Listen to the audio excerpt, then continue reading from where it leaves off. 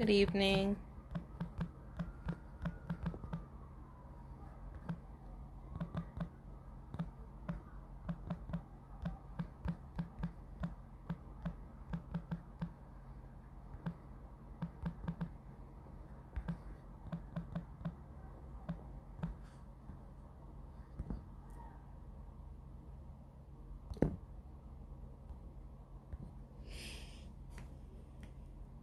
I'm just checking my access everywhere.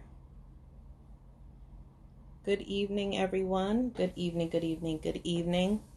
How do I co-parent with a hostile co-parent? How am I supposed to do that? How does one co-parent with a hostile co-parent? Hi guys, my name is Jamie Newton-Knight. I am your blended black family strategist, your cooperative co-parenting specialist, and I help women who feel overwhelmed by the drama and lack of boundaries in their blended families and are ready for a shift, move past the pain and co-parent in a positive way. So I asked the question, how do I co-parent with a hostile co-parent? That's one of the questions that I get asked a lot. And so that's the reason why I'm answering that question tonight on this live. So I'm sure some of you have probably heard a saying, and it says, you do not have to attend every argument that you are invited to. I know Dr. Phil says it a lot. I love Dr. Phil. Hence the psychology background that I have. I love Dr. Phil. So you do not have to attend every argument that you are invited to.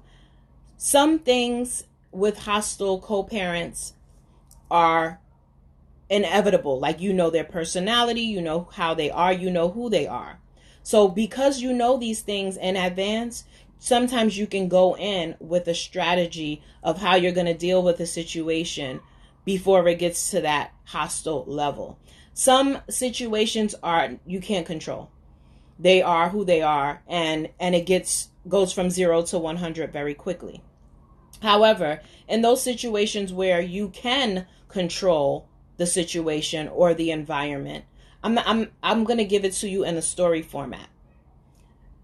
There were several occasions when my son's father and I would have a conversation on the phone, and whenever this conversation would veer towards the conversation of money, finances, child support, it would become a very murky, argumentative, hostile conversation. Like, it went from, we were talking calm 5 seconds ago about what was about to happen this weekend, to, I can't stand you, you always about money.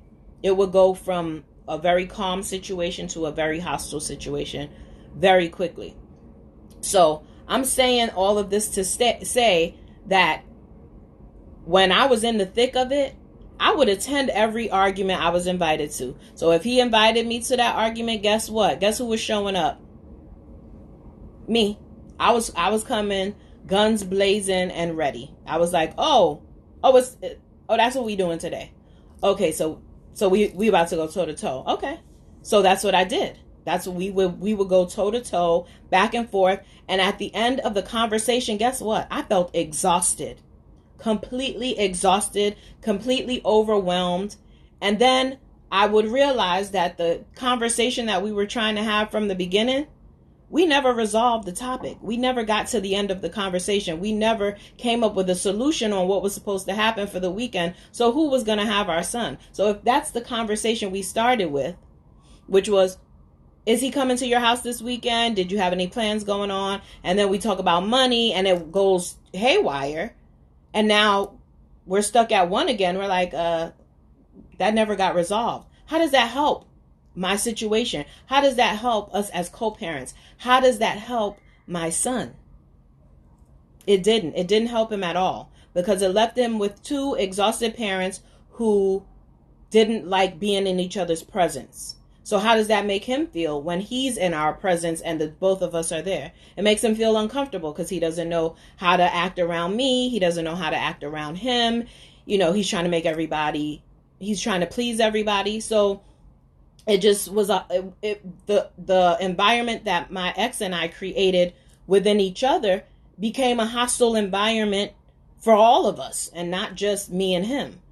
So again, it goes right back to, you do not have to attend every argument you are invited to. What ended up happening after I've gone through several different situations with my ex, and I've tried it. This platform that I have, Blended Black Family and the CoCo Blend, is specifically for people who are in the thick of it or were in it, and now they're trying to figure out ways to move forward.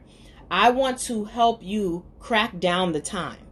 It took me a long time to figure out how to deal with this co-parent and his girlfriend at the time in a way that we could co-parent cooperatively, in a way that we could co-parent, in a healthy way. And it took a long time. And I don't want people to have to figure it out. If I can cut a couple steps for you, that's what I'm here to do. So this is one way in trying to help you cut down some of those steps. So how do I co-parent with a hostile co-parent? You don't attend every argument you're invited to. How did that look in my life? The way that looked in my life was, we would have a conversation, we would talk on the phone, and either he would say something that would trigger me, because we know we was together for over 7 years. We knew each other's triggers. So he would say something that would trigger me, or I would say something that would trigger him. And when the conversation was going, so I already knew that any type of financial conversation is a trigger for him. And so I tried to keep those at bay unless it was necessary. So if our son's birthday was coming up, then we had to have the conversation. Whether you liked it or you didn't, we had to have the conversation. But some stuff could be avoided. Some stuff could be put on the back burner for another time. So I'm not saying never have these conversations. I'm not saying avoid it at all costs. I'm saying a time and a place. Make sure it's appropriate, an appropriate time for it. Make sure it's something that needs to be said right then. So the way that looked in my life was, we would have these conversations and I could feel the steam coming through the phone. He would start to get irritated. He would start to throw jabs verbally. He would start to be sarcastic. And then I would say, oh, you know what? So this conversation is really going in left, and I don't want it to go that way. I see that you're getting all worked up, and that's not what this conversation was supposed to be about. So what I'm going to do is I'm going to get off the phone, and I'll talk to you another time when both of us have calmed down. At first, he didn't like it because he felt like I was hanging up the phone on him. He was like, oh, you hanging up on me now? But then it got to the point where we both understood that little break, we needed it. We both needed that break. And so stopping in the middle of something that could become way more tumultuous, way more serious than it needed to be, I just was like, I'm not doing this argument thing today. I don't have the energy, because I literally would get off the phone with him feeling completely drained. And he's already a I've said it in my lives before. So if you follow me, you know, he's a very high personality individual. And so he requires a lot of energy when you speak to him just in general. And so imagine a person with high energy on a regular day having an argument. So then it's going to be extremely erratic and ridiculous, and stuff is going to be said that doesn't need to be said, and the conversation is going to take a direction that it doesn't need to take. And so I would say, you know what, I'm going to talk to you later. Sometimes I wouldn't give an explanation as to why I was hanging up. I would just say, you know what, I'm going to talk to you another time. Have a good evening. And then I would just hang up the phone, because I didn't want to attend the arguments anymore. Like I said, at the beginning, when we had just parted ways, and because of the way we broke up, oh, I was ready. Oh, let's do this. Every argument, I was there for it. You invite me, I'm RSVPing, and I'm showing up on time. Believe that. But after seeing that it didn't serve me in any way at all, then I said, you know what? I can't keep doing this. I can't. It's draining my energy. It's making me a different person. When I get off the phone, now I got to deal with my children, my daughter and my son. And my energy level is different, and my mood is different. Who wants to have a bad mood with their kids who they didn't do anything? They just got home from school. They having fun. They just want to be in your presence. They want to be around you. And so I said, I can't do that anymore. So that was the reason why I decided that I was no longer attending every argument that I was invited to. If the conversation was a conversation that I could not avoid and that needed to be had, then we would have the conversation. But when I saw that when I would see that it would go left, I would take a breath and I would try to explain things in a different manner so that it was more palatable for him to take. And sometimes that worked and sometimes it didn't, because he is just who he is. He was who he was. And that was very short-tempered. And so that's just what it was. And then I said, you know what, I had to continue to learn and motivate and do things in a different way, because my overall gain was not about me. It wasn't about him. And at that time, it wasn't about cooperatively co-parenting. It was more about what's in the best interest of my son. And at that time, he needed two parents who at least could be in the same room together without wanting to choke each other out. And that's real. And so because of that, oftentimes, sorry for the background outside noise, but oftentimes, that would, just knowing that fact alone would make me put my own feelings aside and do what was in the best interest of him. There's a lot of situations that have taken place in that relationship. But instead of putting my feelings into it, again, I had a child and children to think about. I would put my own feelings to the side and say, we're doing this for these kids. I'm doing this for these two. I'm doing this for him. And so that's how that worked out. So again, the final tip again, I'm going to say it again. How do I co-parent with a hostile co-parent?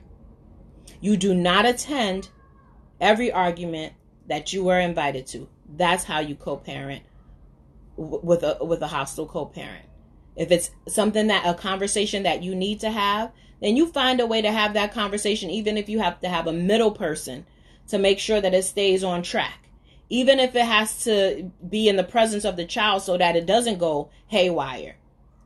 But if they're a person who doesn't care what the situation is, then wait for the conversation, because maybe it's not that important to have right then if it's just going to, cause a lot of stress and chaos. So again, that was the question that I have been asked the most. I will probably do some more questions throughout these 15 days of lives. Again, I have committed to 15 days of going live on my social media pages. So my business page, which is the CoCo Blend, which is Blended Black Family. And on Instagram, it's Blended Black Family. So I'm committed to doing that. And so I might revisit some questions that have been asked to me in the past. Some recent questions that have been coming up. I might go through that as well. In the meantime, I want to thank everybody for watching. I want you to share this video with your friends, with your family, or anybody that you know is struggling with co-parenting, or just to share it just in support. Thank you. I would love the support. So if you want to just share it just to support Blended Black Family and the CoCo Blend, I would greatly appreciate that as well. Yes. So I just need to give you some follow-ups. So how you can get in touch with me. You can contact me through any social media outlet. You can DM me if you feel more comfortable with that. I have a website called thecocoblend.com. You can reach me there anytime. Share this video. You can access me by joining my email list. There's a link in the bio on Instagram. The link will be below in Facebook. If you know that, oh yeah, I'm that person who loves to attend every argument, and you're like, I am tired of it. It is becoming extremely exhausting and I need a change in my life. And this year, 2020, this decade, I'm ready to make that change. You can always schedule a free blended brainstorming session with me where we can get some clarity on what that challenge is for you and how we can move forward so that you can cooperatively co-parent in a much better way, in a positive way, and move forward.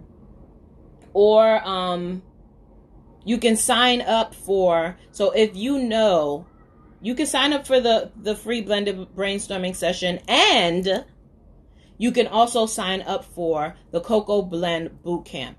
That bootcamp is going to touch the core of what most people who are struggling, what your issue is. Because it's first identifying what your issue is.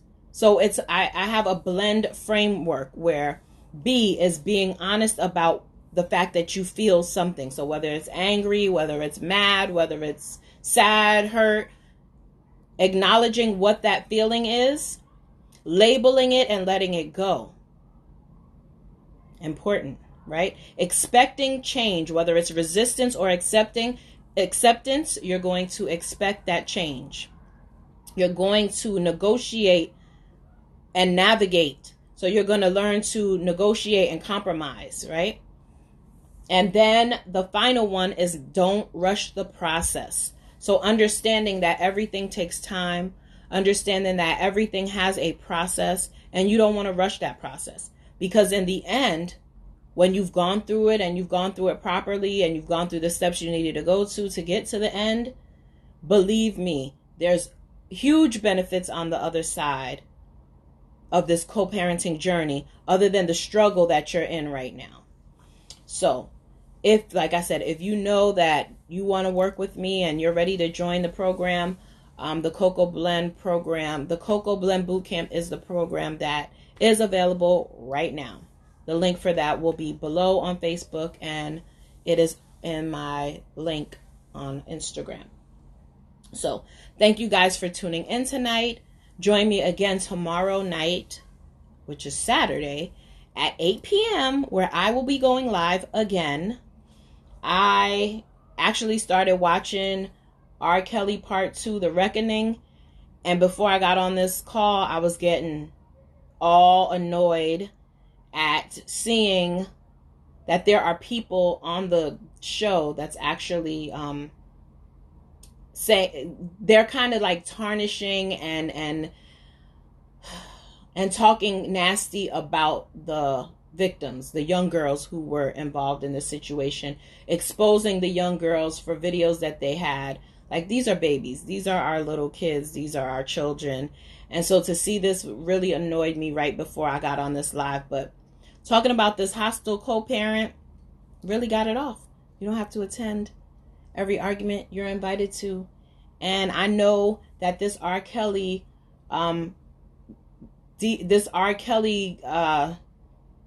show that's on right now is going to trigger me and bring up a lot of stuff a lot of feelings that I have about people victim shaming. And so for that, I know that I can't watch it. So you got to know yourself. You got to know you. You got to know who you are. And if you know that people trigger you and there's certain things that you can't attend. So for me, watching this documentary right now, like I watched the first one when it was on and they did the series. And I didn't realize that something was coming on tonight. And it's actually on, and they were, like I said, victim shaming. And I know that I can't do that. I don't condone anybody who was a victim of something, especially young children who were victims being shamed for something that happened to them as children. So I know that that's a trigger, and I'm not attending that. So I won't be attending that argument. But anyway, thank you guys so much for tuning in. I hope you guys have a great evening, a great rest of your night. And I will meet you guys here again tomorrow night at 8 p.m. Eastern Standard Time right here.